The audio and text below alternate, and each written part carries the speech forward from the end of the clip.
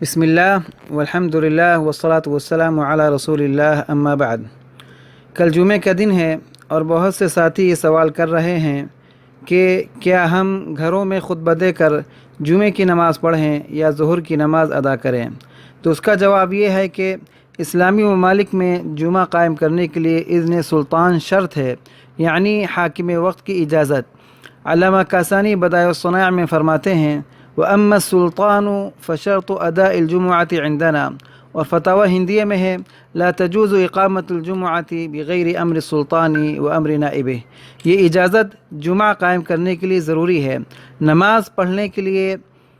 یا گھر میں جماعت کے ساتھ ادا کرنے کے لیے اجازت کی کوئی شرط نہیں ہے۔ اور اب سعودی حکومت نے وضاحت کے ساتھ اعلان کر دیا ہے کہ لوگ جمعے کی نماز نہ پڑھیں بلکہ ظہر ادا کریں، لہذا اب موجودہ صورتحال میں حاکم وقت کی اجازت نہ ہونے کی وجہ سے سعودیہ میں جمعہ قائم کرنا درست نہیں ہوگا، اور اگر کسی نے پڑھ لیا تو اس کا فرض ساقط نہیں ہوگا۔ لہذا سبھی ساتھیوں سے درخواست ہے کہ اپنے اپنے مقام میں اور اپنے گھروں میں ظہر کی نماز باجماعت ادا کریں۔ اب آپ حضرات کے ذمے ظہر کی نماز فرض ہے، جمعے کی نماز آپ لوگوں پر فرض نہیں ہے۔ جو حضرات مقیم ہیں وہ 4 رکعت پڑھیں، اور جو مسافر ہیں وہ ظہر کی 2 رکعت پڑھیں اور جماعت کے ساتھ پڑھنے کی کوشش کریں،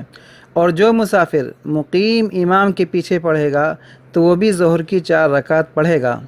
اور ظہر سے پہلے کی اور بعد کی سنتوں کا بھی اہتمام کریں۔ البتہ غیر اسلامی ممالک میں گھروں میں خطبہ دے کر جمعہ قائم کرنے میں کوئی حرج نہیں ہے، اگر گھر میں دیگر لوگوں کو آنے کی اجازت ہو اور مطلوبہ تعداد پوری ہو جائے، یعنی کم از کم 4 آدمی ہوں، 1 امام اور 3 مقتدی، تو گھروں میں جمعہ ادا کر سکتے ہیں۔ واللہ تعالی اعلم۔